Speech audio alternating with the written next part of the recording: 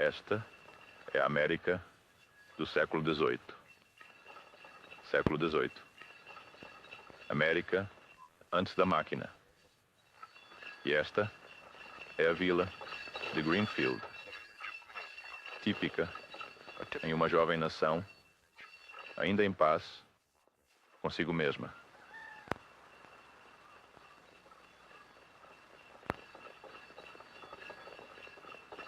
Henry Ford construiu Greenfield Village como um monumento nostálgico a um mundo inocente que ele nunca mais veria. Um mundo que Ford e outros como ele já tinham destruído.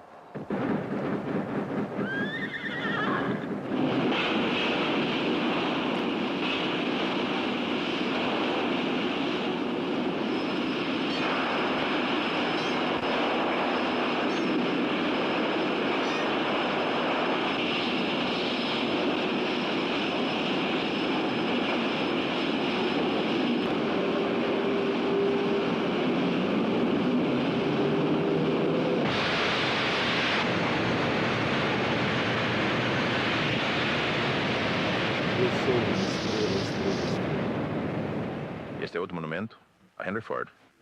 Medida em milhas, esta fábrica da Ford, em River Rouge, está a uma curta distância de Greenfield Village, mas medida no tempo, está a mundos de distância.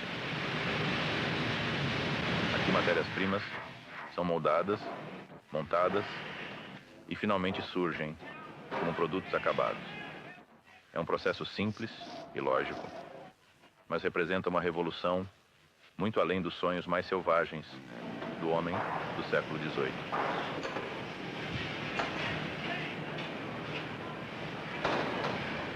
Para entender como a Revolução Industrial destruiu as aldeias de Greenfield, na América, tão completamente, devemos voltar quase 2 séculos. A vida na vila era simples. O trabalho era voltado para atender às modestas necessidades de uma nação, em grande parte agrícola.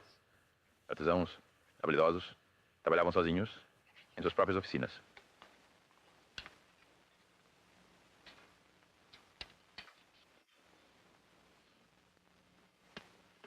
A maior parte do trabalho, no entanto, ainda era feita em casa.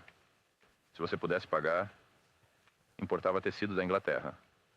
Caso contrário, fiava seu próprio fio, fazia seu próprio tecido. A manufatura era praticamente desconhecida. Por que fabricar mercadorias? Era bem mais fácil ser agricultor quando havia terras disponíveis. Aqueles que trabalham na terra são o povo escolhido de Deus. Assim falou Thomas Jefferson em 1784. Jefferson não via razão para a manufatura, assim como a maioria de seus compatriotas. Era mais fácil importar da Inglaterra, onde a era industrial já havia começado. A América parecia destinada a permanecer uma terra de fazendeiros e comerciantes marítimos. Os navios da Nova Inglaterra transportavam matérias-primas americanas, algodão, linho, madeira, tabaco, lã, para a Europa e traziam de volta produtos manufaturados. A América dependia da Europa. Era um sistema suave, enquanto os eventos na Europa eram tranquilos. Mas no início dos anos 1800, Grã-Bretanha e França entraram em guerra.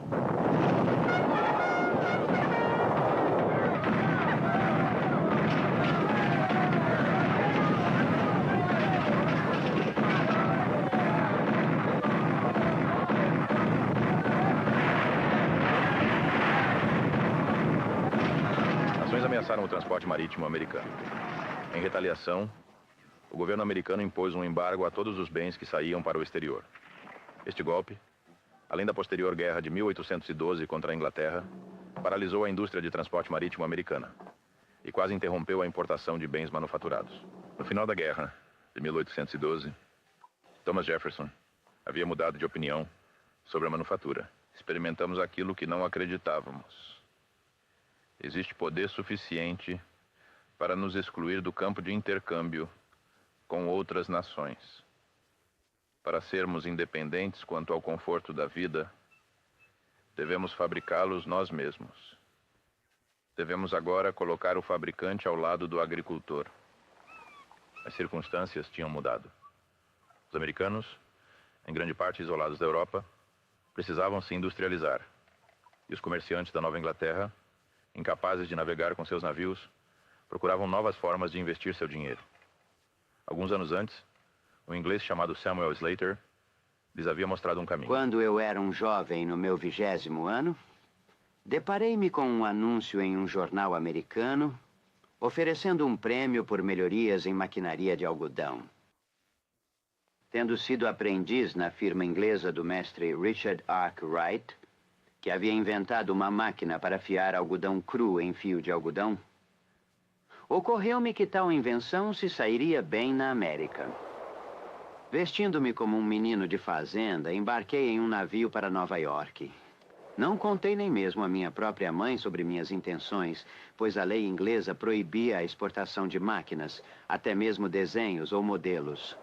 E trabalhadores qualificados não podiam sair. Aterrei em Nova York.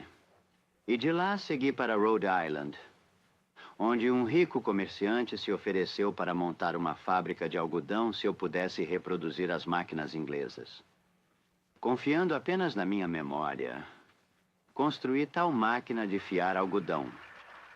Escolhemos um local ao longo do rio Pawtucket, com abundante força da água para operar nossas máquinas. Lá, em 1791, construímos uma fábrica.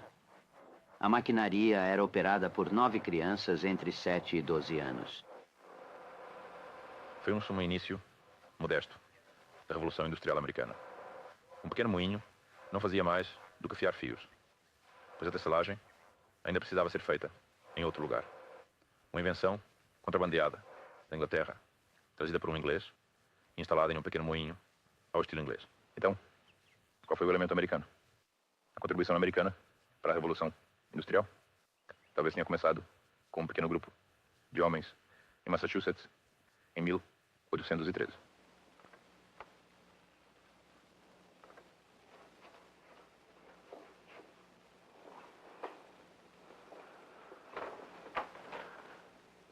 Bem, aí está. Uma empresa de manufatura de Boston. É oficial. Vamos torcer para que seja bem sucedido também. Claro que será bem sucedido, Francis.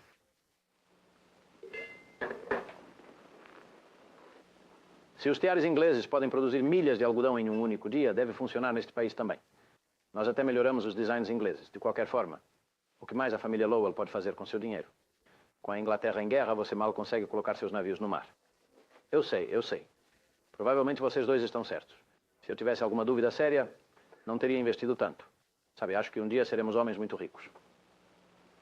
Suponho que as únicas dúvidas que tenho são as que surgem no momento antes de fazer algo completamente novo. Bem, não é exatamente novo usar máquinas inglesas. Ah, eu sei, Patrick, mas uma coisa é usar maquinário inglês. Estamos fazendo algo mais. Se realmente conseguirmos fazer o que estamos tentando, se realmente conseguirmos inserir algodão bruto em uma extremidade do prédio e produzir mercadorias acabadas na outra extremidade, teremos feito algo que nunca foi feito antes. Ah, vamos, Francis. Certamente alguém deve ter pensado em algo tão simples há muito tempo. Mas ninguém tinha feito isso. Francis Cabot Lowell e alguns amigos da Nova Inglaterra montaram a primeira fábrica moderna na história humana. Antigamente, até mesmo na Inglaterra, as operações eram separadas. O tecido era fiado em uma fábrica, como a de Slater, tecido em outra e alvejado em outra ainda. Em 1814, em Waltham, Massachusetts, o processo foi simplificado. Nada de novo foi fabricado. Nenhuma nova máquina foi introduzida. Tudo o que aconteceu neste edifício foi que os processos antigos foram combinados para que todo o processo de fabricação ocorresse sob o mesmo teto. Por que isso não aconteceu na Europa? Talvez porque na América havia menos tradições a perturbar. Para Francis Lowell e seus associados não havia um jeito estabelecido de fazer as coisas. Portanto, eles estavam livres para pensar na maneira mais prática de realizá-las. Seu talento não era para a habilidade artesanal, mas para a organização, para fazer o óbvio.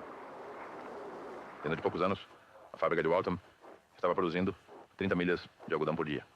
E o preço, para os consumidores, havia caído de 25 para 6 centavos por jarda.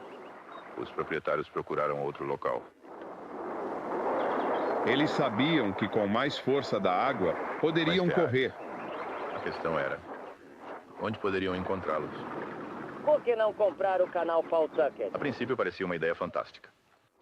Mas quando Francis Lowell pensou sobre isso, ele percebeu que comprar o canal de Pawtucket daria à sua fábrica todo o poder do rio Merrimack, que tinha uma queda de mais de 30 pés. Esse poder enorme poderia operar muitos teares, e assim Lowell decidiu comprar o canal. Ele nunca poderia ter feito tal coisa na Inglaterra, onde a energia hídrica já havia sido repartida em pequenas quantidades, resultando no fato de que as fábricas tinham que permanecer pequenas. Somente na América era viável pensar em termos grandes e ousados. Lowell comprou o canal Pawtucket, construiu a maior fábrica da América e fundou a cidade de Lowell. Mas ainda havia um problema atormentando Lowell e os outros primeiros industrialistas. As máquinas podiam quebrar. E como era necessário um artesão habilidoso para fabricar manualmente cada peça, os reparos muitas vezes levavam semanas. Uma arma, por exemplo, ainda era obra de um artesão. Cada peça era cuidadosamente e lentamente fabricada à mão. É por isso que a proposta de Ali Whitney ao secretário do Tesouro, em 1798, parecia nada menos que loucura. 10.000 mosquetes. Vou produzir 10.000 mosquetes em 28. Se o governo concordar com o contrato, acredito que posso fazê-lo. Sr. Whitney, nem eu, nem o presidente conseguimos imaginar como você planeja produzir tantos mosquetes em tão pouco tempo. Onde você conseguirá os armeiros? Não vou usar armeiros. O país precisa das armas. Se você diz que vai entregá-las, confiamos em você. Talvez a ideia tenha surgido pela primeira vez a Ali Whitney quando ele inventou o seu petróleo. Porém, ele teve a ideia. Foi brilhantemente simples. As peças para a maquinaria deveriam ser mutáveis. Em vez de um artesão fazer cada peça à mão, máquinas de precisão produziriam milhares de peças de máquinas que poderiam ser usadas de forma intercambiável.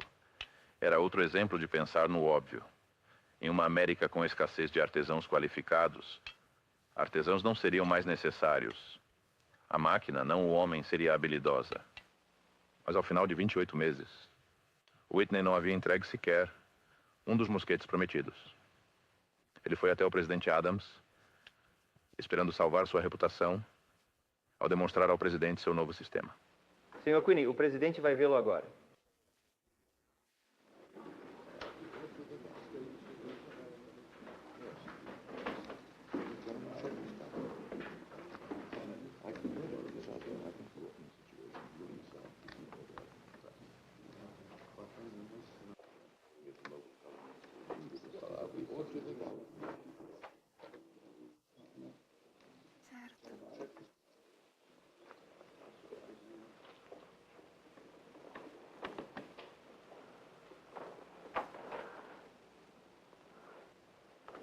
Como vai, Sr. Whitney? Senhor presidente, senhor vice-presidente, senhores. Sr. Whitney, todos nós estamos cientes do fato de que o senhor não cumpriu seu contrato para os mosquetes. Eu sei, senhor. Eu sei e lamento muito não ter feito isso. Só peço que olhem, que vejam por si mesmos. Aqui está uma fechadura de mosquete, completa, feita por um artesão, no que chamarei de estilo antigo. E aqui está um suprimento de peças de mosquete, produzidas por máquinas, cada peça exatamente idêntica. Agora peço, senhor presidente, que selecione uma peça de cada pilha aleatoriamente, as junte e mostre aos membros do seu gabinete que, sem nenhum treinamento especial, você pode formar um lote completo de mosquetes.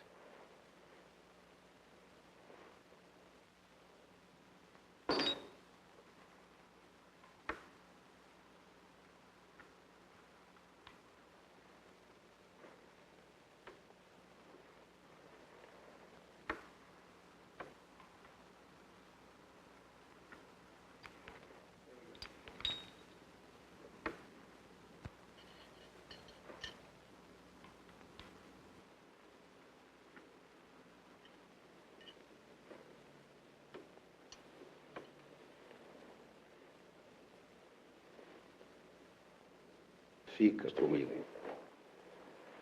Então, meus parabéns.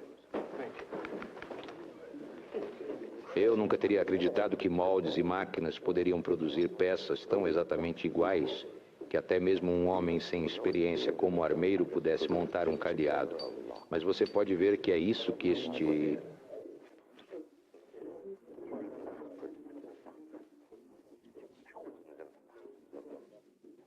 Em vez de uma reprimenda, Whitney recebeu uma extensão de tempo e outros $20 mil.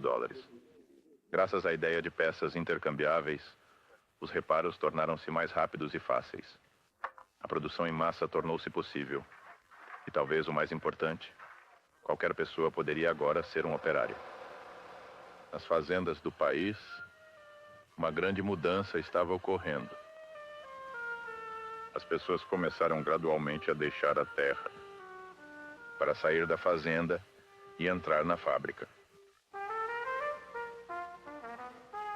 Não era necessário nenhum talento especial para ser um trabalhador. Qualquer um podia operar uma máquina.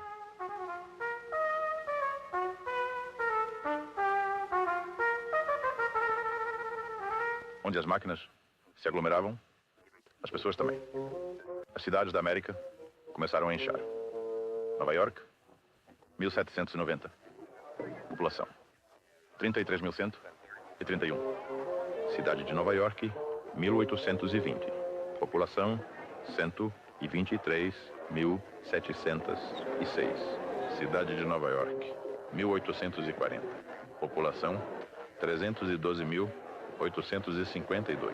Como um imã, a fábrica atraía pessoas para a cidade. Frequentemente, elas viviam mal. Normalmente, ganhavam pouco. Mas mesmo assim, vinham. Lentamente, gradualmente, a cidade substituiria a fazenda como a unidade dominante na vida americana. Mas à medida que a produção nas fábricas aumentava e as mercadorias se acumulavam, um problema era evidente. Como levar os produtos ao consumidor? No início do século XIX, os métodos de transporte tinham mudado pouco desde os tempos antigos. Ir rio acima era impossível. Transportar longas distâncias por terra, muito caro. Para espalhar a revolução industrial, uma revolução no transporte era necessária.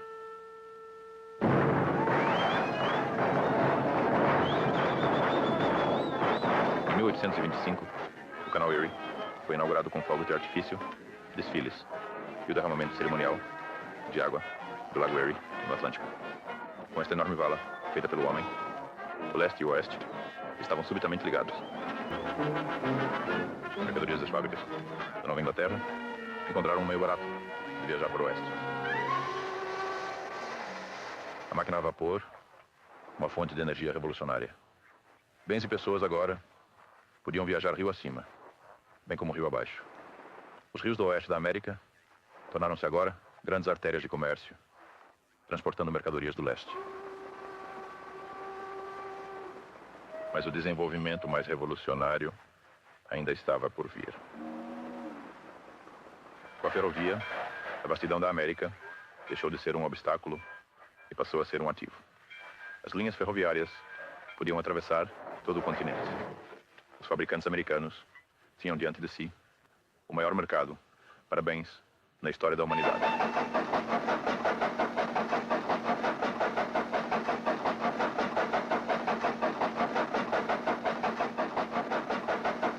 A América na véspera da Guerra Civil. Comparado a 50 anos antes, um país radicalmente mudado. Já 1/5 da nação tinha migrado para as cidades. A fábrica pertencia ao elo da ferrovia. Também servia o oeste em crescimento.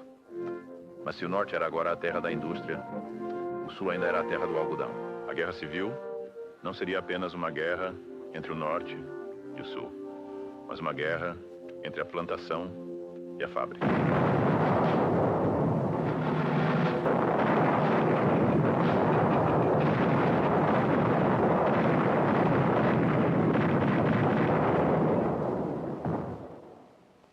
Por 1860, o cenário estava preparado. Máquinas haviam sido introduzidas, principalmente da Inglaterra. Sob a liderança de Francis Lowell, tinha sido colocado sob o mesmo teto para produzir produtos acabados.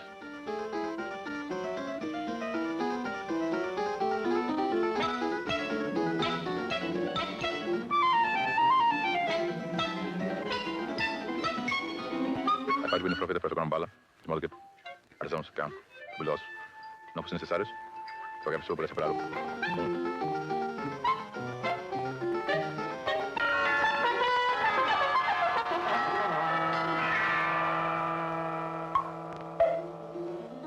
O poder da água foi substituído pelo vapor. E mais tarde, o carvão foi usado para gerar vapor. Veio do interior para operar as máquinas e uma rede de trilhos, canais e navios a vapor que transportava os produtos por toda a extensão do país.